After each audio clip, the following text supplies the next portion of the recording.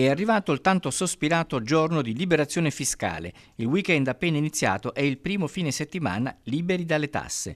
Lo rivela l'elaborazione dei dati compiuta dalla CGIA di Mestre. Dopo 156 giorni dall'inizio di quest'anno, sabati e domeniche compresi, anche il contribuente medio del Friuli Venezia Giulia termina momentaneamente di lavorare per pagare tutto il set di imposizione fiscale del nostro paese, costituito da IRPEF, IRES, IRAP, IVA, addizionali, contributi previdenziali, tasse locali e tanto altro ancora.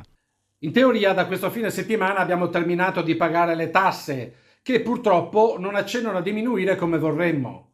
Sia chiaro, non esistono soluzioni miracolistiche. Con un debito pubblico tra i più alti al mondo, per ridurre seriamente la pressione fiscale dovremmo razionalizzare la spesa pubblica e aumentare le entrate, facendo finalmente pagare le imposte e i contributi a chi lavora in nero e agli evasori fiscali. Ma c'è anche chi in Friuli Venezia Giulia le tasse non le paga. Per i 39.300 evasori stimati nel nostro territorio, il giorno di liberazione fiscale non rappresenta assolutamente nulla. Le stime si riferiscono ai dati Istat riferiti al 2022. Si tratta di occupati irregolarmente come dipendenti oppure completamente abusivi. Per una regione come il Friuli Venezia Giulia che esporta molto e ogni giorno si confronta con i concorrenti di tutto il mondo, la riduzione del carico fiscale rimane ancora uno dei principali problemi che la politica non ha risolto.